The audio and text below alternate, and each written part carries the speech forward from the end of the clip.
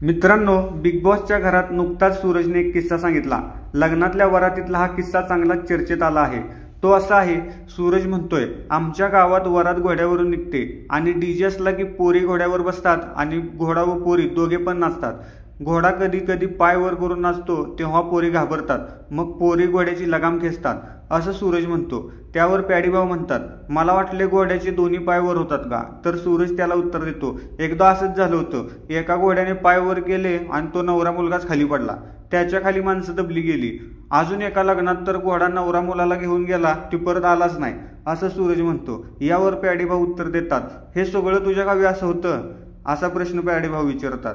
Big बॉसच्या आजच्या भागात अनसीन अनदेखा मध्ये पॅडी आणि सूरज यांच्यातील हे संभाषण दाखवण्यात आलं।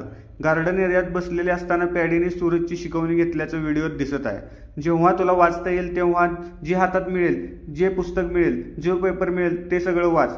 जे तू वाचतोय त्याचा अर्थ समजून घ्यायचा आणि मग वाचायचं, शब्द समजून घ्यायचा प्रयत्न कर, असं पॅडी म्हणतात।